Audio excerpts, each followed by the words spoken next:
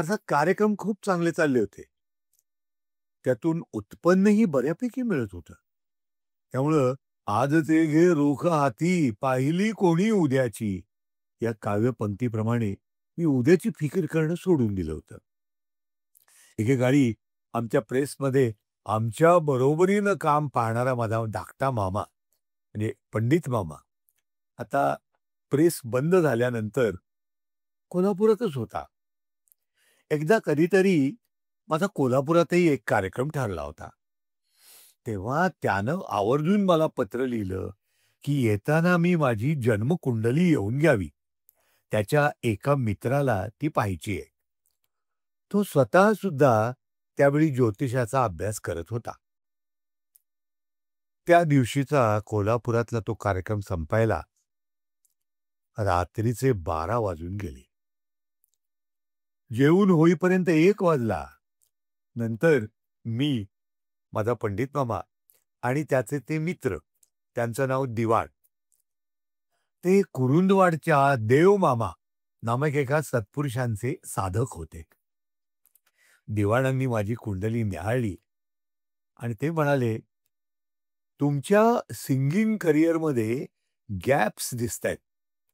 तुम्ही कुठल्यातरी व्यवसायाचा आधार अवश्य घ्या." त्यांच्या या रोकड्या बोलांनी मात्र मला विचारात पाडलं. तेव्हा ना, पुण्याला आमच्या नव्या बिल्डिंगचं काम सुरू झालं होतं. प्रेसची मशिनरी मागच्या बाजूच्या एका तात्पुरत्या पत्र्याच्या शेडमध्ये हलवण्यात आली होती. प्रेसमध्ये आता फक्त पॅप्कोचं काम आणि तेही अगदी अल्प प्रमाणात सुरू होतं आणि त्या कामाशी माझा काहीही संबंध उरला नव्हता. बराच विचार करून मी एक प्लास्टिक लॅमिनेशनचं मशीन आणायचं ठरवलं. मशीनची किंमतही फारशी डोईजड होईल अशी नव्हती. 2-3 कामगारात काम होण्यासारखं होतं. मशीन आलं, बसलं आणि व्यवस्थित सुरू सुद्धा झालं. एका बाजूला कार्यक्रम आणि दुसऱ्या बाजूला लॅमिनेशन. 2 चाकांवर संसाराचा गाडा व्यवस्थित चालू लागला. या लॅमिनेशनच्या निमित्तानंच मला आणखीन 2 जीवाभावाचे असे तरुण मित्र मिळाले. त्यांचं नाव श्रीकांत आणि राजू कुलकर्णी. त्यांच्या काकांचा शासनाला वेगवेगळ्या विषयांवरचे तक्ते बनवून देण्याचा व्यवसाय होता. त्या तक्त्यांना लॅमिनेशन करून द्यावं लागे. त्यांचा बिझनेसही तसा माझ्या मशीनच्या दृष्टीने मोठाच होता हो, पण अनिश्चित होता. इतर जॉबही तसे फारसे मिळत नव्हते. शिवाय कार्यक्रमांच्या रगाड्यात मला त्या युनिटकडे लक्ष द्यायला फारसा वेळही मिळत नव्हता. तरीही मी ते युनिट वर्ष 2 वर्ष अगदी नेटानं चालवलं. एकदा तर फारच गमतीशीर प्रसंग घडला हो. एकेकाळी आमच्या प्रेसमध्ये प्रिंटर म्हणून काम करणाऱ्या एका कसबी गृहस्थानं आमच्याकडचं काम सुटल्यानंतर काही वर्षांनी स्वतःचं युनिट चालू केलं होतं. त्याची कामं एका एजन्सीच्या थ्रू मला मिळत असत. एकदा डिलिव्हरी अर्जंट होती आणि ती पाठवण्याची दुसरी सोय नव्हती. म्हणून मी आणि माझी बायको स्मिता एका रिक्षात तो माल भरून तो माल डिलिव्हर करायला म्हणून गेलो. त्या प्रेसचे मालक म्हणजे आमच्याकडे एकेकाळी प्रिंटरचं काम करणारा तो गृहस्थच होता. हे पाहून मला अतिशय आश्चर्य वाटलं आणि या दैव दुर्विलासाची गंमतही वाटली. म्हणजे जो आमचा प्रिंटर, आमचा कामगार होता, त्याच्याकडेच मी डिलिव्हरी घेऊन गेलो. दैव कधी-कधी अजब लीला दाखवतं, हेच खरं. अर्थात त्या बिचाऱ्यानं माझं अतिशय आदराने स्वागत केलं. मी मनात किंचित ओशाळूनच पण त्याचं खूप कौतुक केलं. त्या दिवसात मरता क्या नहीं करता या न्यायानं काय काय करून पाहिलं हो. काही दिवस लॅमिनेटेड फाईली सुद्धा करून पाहिल्या. पण कुठंच डाळ शिजली नाही. आणि मग लवकरच एक दिवस असा आला, की माझ्या युनिटमध्ये काम करणाऱ्या त्या 2 कामगारांचा पगार काढण्यापुरतं उत्पन्नही त्या युनिटमधून मला मिळालं नाही. मी अर्थातच कार्यक्रमाच्या पैशातून कामगारांचे पगार काढले. माझी बायको या एकंदर परिस्थितीवर भयंकर भडकली आणि तिनं माझ्या बिझनेसमधल्या अकलेचे अक्षरशः वाबाडे काढले आणि ते युनिट बंद करण्याचा निर्णय तिने घेऊन टाकला.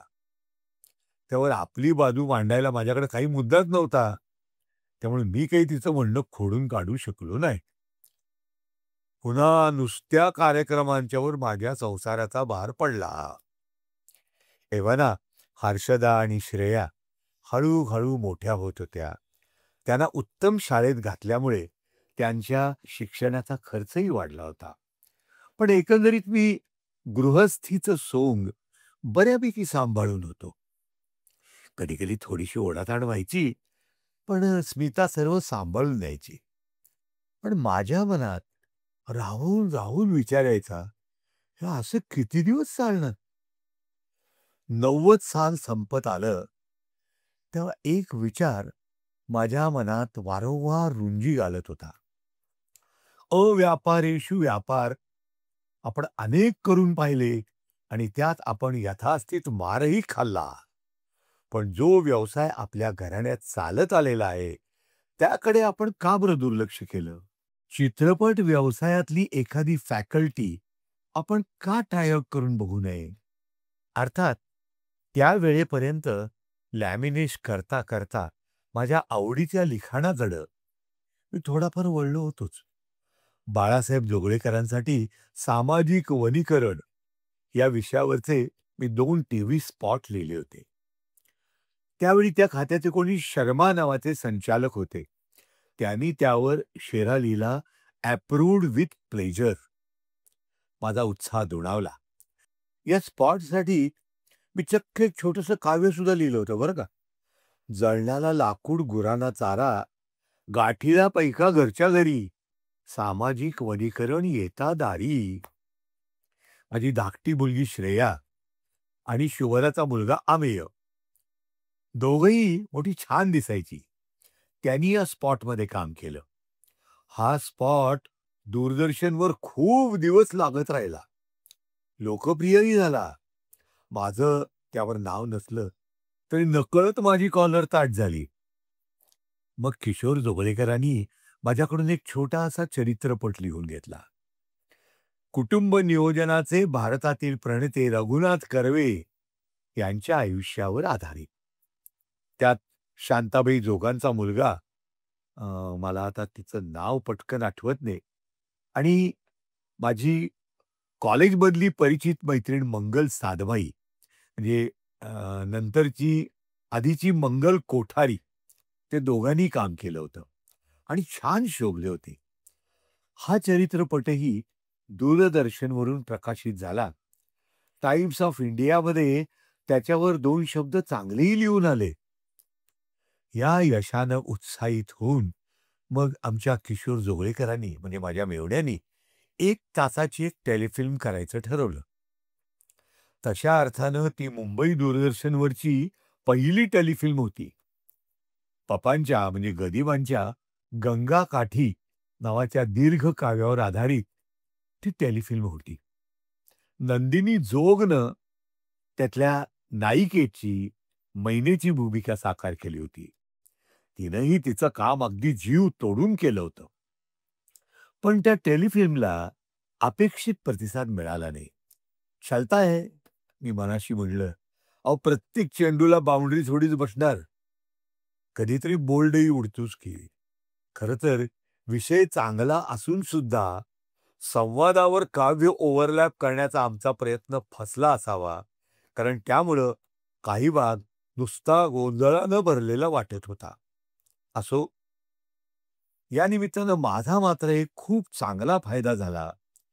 किशोररावांच्या परवानगीनं मी या टेलिफिल्मचा सहाय्यक दिग्दर्शक म्हणून काम पाहिलं. 10 दिवसाच्या या वाईतल्या चित्रीकरणाचं खूप जवळून निरीक्षण केलं. मनात आलं की अरे, आपणही हे करू शकू. त्यावेळी मी माझे कार्यक्रम सांभाळून पटकथा लेखक अण्णासाहेब देऊळगावकरांच्याकडेही लेखन सहाय्यक म्हणून जात होतो. डेक्कनवरच्या हाँगकाँग लेनमधल्या गंगा लॉजच्या आउट हाऊसमध्ये अण्णासाहेबांनी त्यांचं ऑफिस थाटलेलं होतं. अण्णासाहेबांनीही पप्पांच्या बरोबर म्हणजे गरिबांच्या बरोबर त्यांच्या माणिक चित्रसाठी अनेकदा काम केलेलं होतं. मायाबाजार या गाजलेल्या चित्रपटाची ही मूळ कथा ही अण्णा देऊळगावकरांची होती. शिवाय लेक चालली सासरला, सतीचं वाण, सतीची पुण्याई, धूमधडाका यासारखे अनेक हिट चित्रपट त्यांच्या खात्यावर जमा होते. अण्णांच्या इथे माझ्याबरोबर विजय जोशी आणि मुकुंद चितळे हेही दोघं असत. ते मराठी चित्रपटात चरित्र अभिनेते म्हणून बऱ्यापैकी नाव मिळवून होते. आमच्या तिघांची एक मस्त टीम जमली. संध्याकाळ झाली की अण्णांच्या ऑफिसमध्ये त्यांचे मित्र जमायचे. तिथेच त्यांचे सहनिर्माते सय्यद देसाई, शरद वर्तक यांचीही ओळख झाली. वर्तकांना इतरांना टोपण नावं ठेवण्याची खूप हौस. त्यांनी आमच्या टीमचंही एक टोपण नाव ठेवलं होतं बरं का, अण्णांचे 3 सिंह. अण्णांच्या बरोबर मी मिठू मिठू पोपट नावाच्या चित्रपटाच्या पटकथेवर काम केलं, पण तो चित्रपट कधीच पडद्यावर आला नाही. त्यावेळी विजय कोंडके माहेरची साडी नावाचा चित्रपट स्वतःच्या बॅनरखाली तयार करत होता. त्याच्या चित्रपटाची पटकथा लिहिण्यासाठी दादांनी म्हणजे दादा कोंडक्यांनी अण्णासाहेबांना बोलवलं. आम्ही तिघही त्यांच्याबरोबर जॉईन झालो. डेक्कनवरच्या खैबर हॉटेलच्या पिछाडीला दादांचं ऑफिस होतं. तिथं आम्ही कामाला बसायचो. अधूनमधून दादाही बैठकीत सामील व्हायचे. विजय तर माझा MES मधला कॉलेजमेट. त्यामुळे वर्षभर हसत खेळत काम झालं. खाण्यापिण्याची नुसती चंगळ असायची, पण प्राप्ती मात्र इल्ले. अगदी रिक्षाचे पैसे सुद्धा आमचे आम्हालाच खर्च करावे लागत. स्मिता कधी कधी वैतागून म्हणायची, अहो हे तुमचं फुकट काम कधी संपणार? मग मी हसून तिचं बोलणं चेष्टेवारी नेत म्हणायचो, अगं हे काम नाहीये, माझं शिक्षण आहे. ती बिचारी गप्प बसायची. पण खरंच अण्णांच्या बैठकीत मला पटकथा कशी लिहावी याचा जणू वस्तुपाठ मिळाला. त्यांची पद्धत गरा कामतांच्या पेक्षा अगदी वेगळी होती, पण प्रूव्हन होती. एखाद्या कोर्समध्ये शिकता आलं नसतं ते सगळं मला कामत काका म्हणजे गरा कामत आणि अण्णांच्याकडून मिळालं. ही शिदोरी नंतर मला अत्यंत उपयोगी पडली. असं असलं तरी सुद्धा त्या दिवसात माझ्या मनात विचारही करा की असिस्टंट म्हणून किती दिवस काम करायचं. आमच्या कामत काकांचं एक वाक्य माझ्या अगदी पहिल्यापासून लक्षात होतं. ते एकदा गप्पा मारताना मला म्हणाले होते, बाबा एक गोष्ट लक्षात ठेव, once assistant is always assistant. डोक्यात सारखं विचारचक्र चालू होतं, पण संधी मिळत नव्हती. 91 साल सुरू झालं आणि तशी संधी मला औचित्यपणे मिळाली. आदिवासी शिक्षण आणि संशोधन संस्थेची एक जाहिरात मी पेपरमध्ये वाचली. 16 फिल्मवर 2 लघुपट तयार करायचे होते. त्यासाठी निविदा भरायच्या होत्या आणि मुख्य म्हणजे त्यासाठी शासकीय लघुपट पॅनलवर असण्याची अट नव्हती. मी तातडीनं निविदा भरली. कुठल्या नावानं निविदा भरावी असा विचार मनात घोळत असता एकाएकी मनात आलं, आपल्यात काहीही गुण नसताना सद्गुरूंनी आपल्याला इथपर्यंत आणलंय. या नवीन ॲक्टिव्हिटीमध्ये सुद्धा त्यांचं सदैव स्मरण राहावं यासाठी बॅनरचं नाव ठेवलं श्री फिल्म्स. अर्थात माझा चित्रनिर्मितीचा अनुभव जवळजवळ शून्य होता. कामत काका आणि अण्णासाहेब देऊळगावकरांच्या बरोबर सहीचा लिहिण्याचा बराच अनुभव होता. शिवाय पप्पांच्या नावाची सावली डोक्यावर होतीच. तरी सुद्धा निविदा मला मिळेल ह्याची मला अजिबात खात्री नव्हती. पण माझ्या दृष्टीनं बर्फ फुटणं अत्यंत आवश्यक होतं. मग मी खूपच कमी दर भरला. तरी सुद्धा माझी मला खात्री पटेना. ह्याचं कारण आमचं सुप्रसिद्ध माडगुळकरी नशीब. पण मला वाटतं की माझ्या नशिबापेक्षा सुद्धा श्री या सद्गुरूंच्या नावाचा प्रभाव जास्त असावा. कारण ती ऑर्डर मला मिळाली आणि मग वयाच्या 41व्या वर्षी मी श्री फिल्म्सची मुहूर्तमेढ रोवली. अर्थात मला चित्रीकरणाचा काहीच पूर्वानुभव नव्हता. अशा वेळी अण्णांचे सहकारी सय्यदभाई देसाई पुढे झाले आणि मला म्हणाले, "ही जबाबदारी मी घेतो आनंदराव." मला हायसं वाटलं, कारण सय्यदभाईंचा चित्रनिर्मितीचा अनुभव दांडगा होता. संहितेचं काय करावं याचाही विचार मनात होताच. कारण मला आदिवासी, त्यांची संस्कृती, परिसर काहीच माहिती नव्हती हो.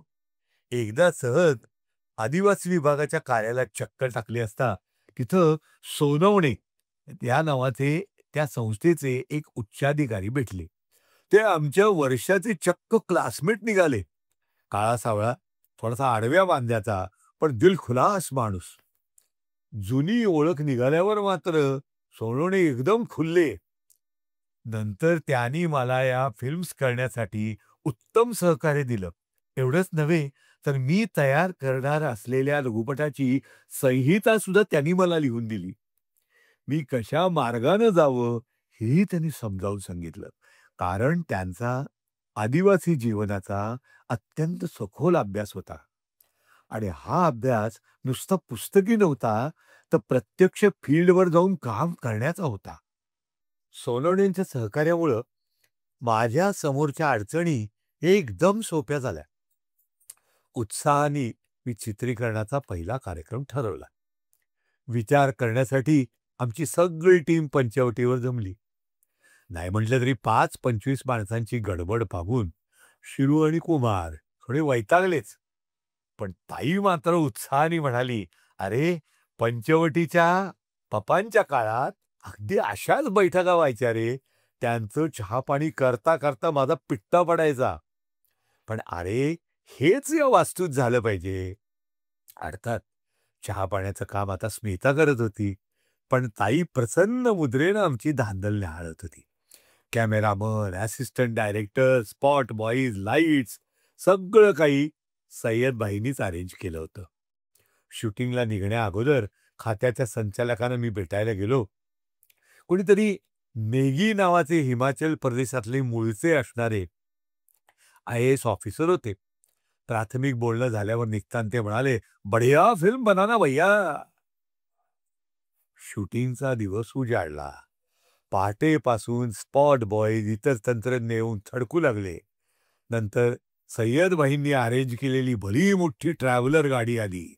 सगळी मंडळी निघुतीनं आत बसली. मी निघता निघता पप्पांच्या निळ्या कोचाला, ताईला मनोमन नमस्कार केला आणि माझ्यासाठी राखून ठेवलेल्या पहिल्या बाकावर बसलो. गाडी निघाली. मी मनोमन म्हटलं, "आलास. शेवटी इरून फिरून तू आपल्या आवडत्या फील्डमध्ये आलास." आम्ही जुन्नर, नाणेघाट मार्गे आदिवासी प्रदेशात उतरणार होतो. तिथल्या जमातीचं नाव होतं मल्हार कोळी.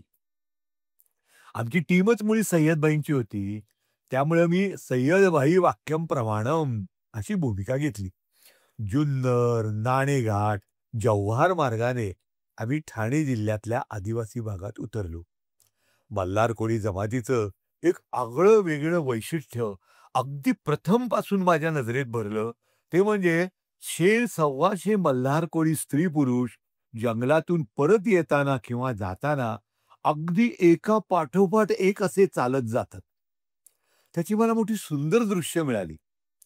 मला दिवसभर आदिवासी मंडळींशी संपर्क साधणं, त्यांना चित्रीकरणासाठी राजी करणं, प्रत्यक्ष चित्रीकरण करणं, कधीतरी वेळ मिळेल तेव्हा एखाद्या आडबाजूच्या धाब्यावर जेवणं, हे सगळं मला खूप नवीन होतं.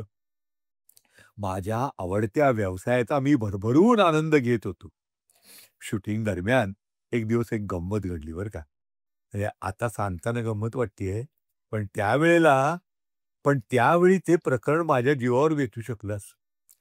आम्हाला सहाय्यक म्हणून अबू वंटमुरीकर त्याला सय्यदभाईंनी बोलावलं होतं.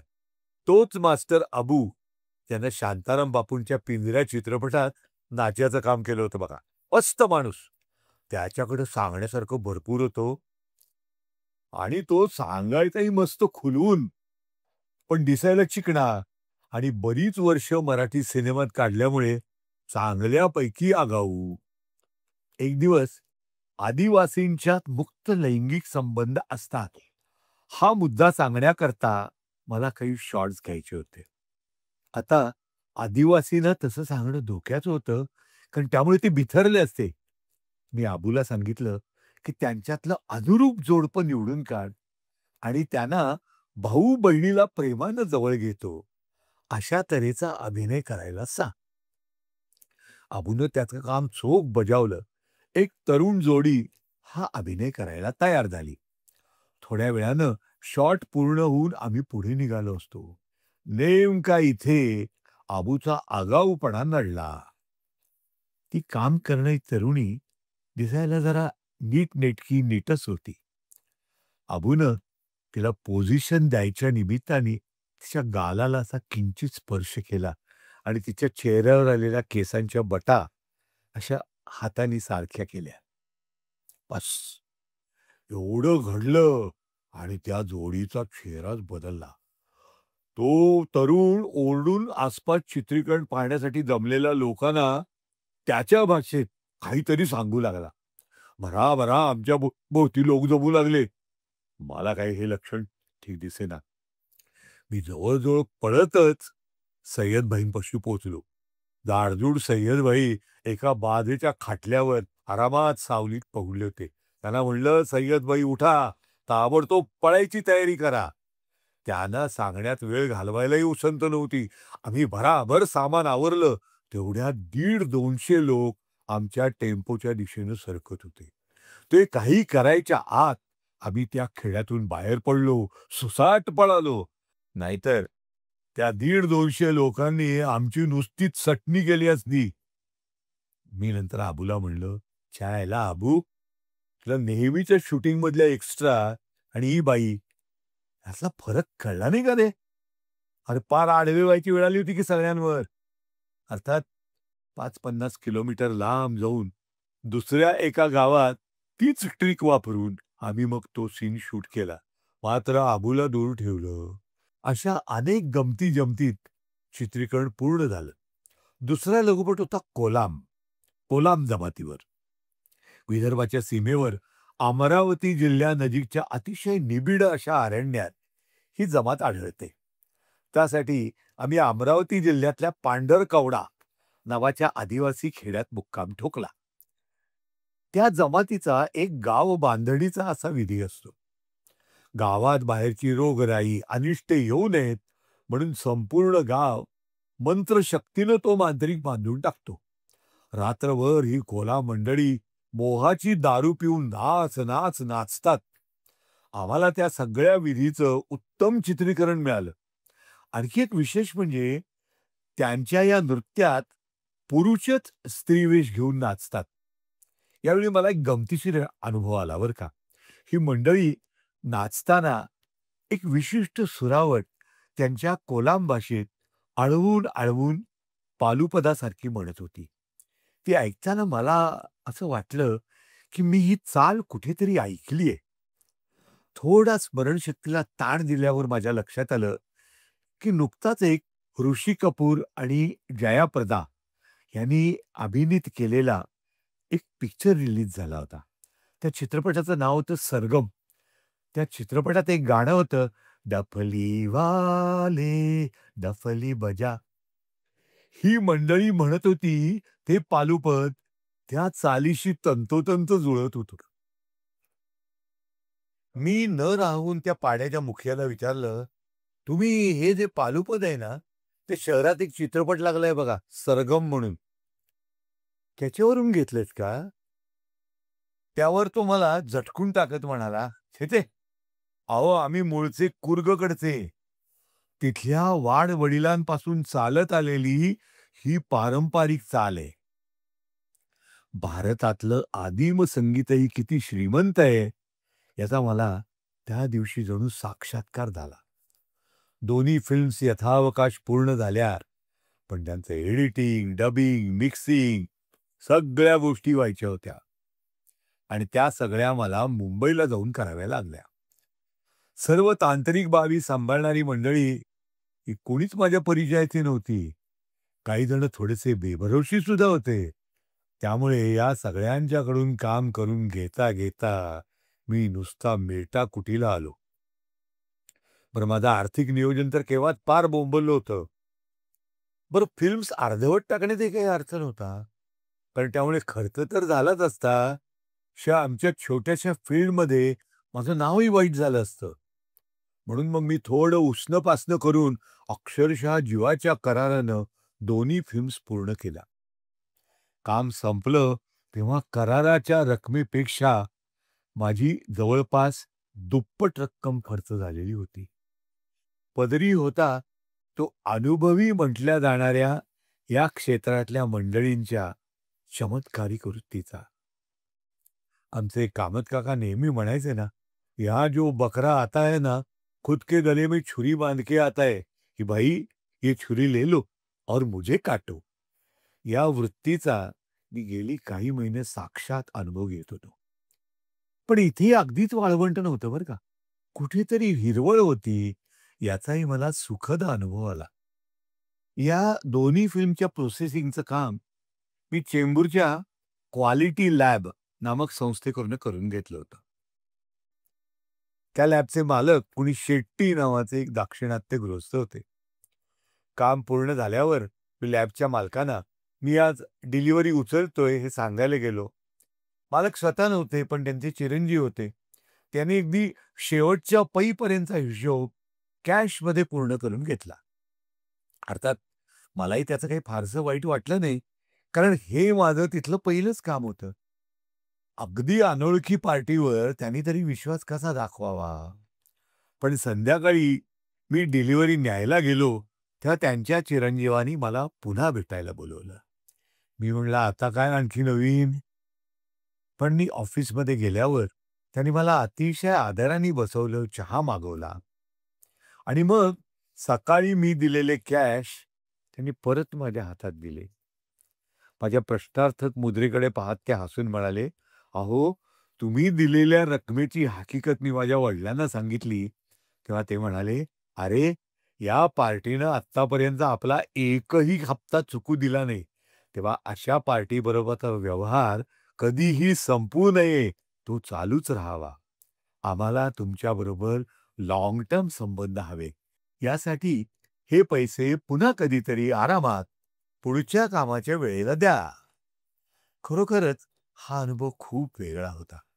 पण बाकीचे कटू अनुभव पाहता मला माझी स्वतःची टीम गोळा करणं अगदी आवश्यक आहे असं वाटायला लागलं. कारण फटका बसला असला तरी सुद्धा मला हे काम खूप आवडलं होतं. त्यातले श्रम जाणवले नव्हते. फक्त अनुभवानं शहाण्या झालेल्या माझ्या मनाला वाटत होतं, की झालेल्या चुका पुन्हा करायच्या नाहीत आणि मग मी माझं स्वतःचं युनिट उभं करायच्या उद्योगाला लागलो. राजाभाऊ परांजपेंचे कॅमेरामन बाळ बापट मला गरिमा प्रतिष्ठानच्या निमित्तानं कधी-कधी भेटत असत. त्यांच्याजवळ मी माझी अडचण बोललो. त्यांनी मला उत्तम असा तरुण कॅमेरामन देण्याचं मान्य केलं. एवढंच नव्हे, तर आवश्यकता भासेल तेव्हा त्याच्या जोडीला स्वतः उभं राहण्याचंही आश्वासन दिलं आणि त्यांनी स्वतःचा शब्द पाळला. काही दिवसांनी संजय गोडबोले नावाचा त्यांचा एक तरुण शिष्य मला भेटायला आला. तो प्रसिद्ध गायक उदयकाका गोडबोल्यांचा पुतण्या हे कळल्यावर मला त्याच्याविषयी जरा जास्तच जिव्हाळा वाटला. वृत्तीनेही तो अत्यंत सज्जन आणि सश्रद्ध होता. त्या वयातही ज्ञानेश्वरी हा त्याचा अभ्यासाचा विषय होता. आता तर तो त्या विषयातील आध्यात्मिक पुरुष मानला जातो. त्यानंच मग नवीन एडिटर, असिस्टंट वगैरे मंडळी शोधून दिली आणि माझं स्वतःचं युनिट उभं राहिलं. आता फक्त हे युनिट ट्राय आउट करून बघण्यासाठी चांगलं काम मिळण्याची आवश्यकता होती. सुदैवानं समाज कल्याण विभागाचे 2 व्हिडिओ स्पॉट्स मला करायला मिळाले. त्या निमित्तानं माझं नव्यानं तयार झालेलं युनिट अगदी उत्साहाने कामाला लागलं. सगळी मंडळी ऐकण्यातली असल्यामुळे मला ते प्रोडक्शन नीट आवरता आलं आणि पहिल्या 2 फिल्ममध्ये बसलेला जबर फटका थोडाफार तरी भरून निघाला. आता गरज होती ती नियमित कामाची आणि पुण्यात तर अशा कामांची पूर्ण वानवा होती. कुठून तरी मला कळलं, की शासनमान्य निर्मात्यांचं एक पॅनल असतं आणि त्यावर जर नाव आलं, तर शासकीय काम मिळवणं सोपं जातं. मी त्या दृष्टीनं थोडीफार खटपट केली, पण धोंडा काही थाऱ्याला बसेना.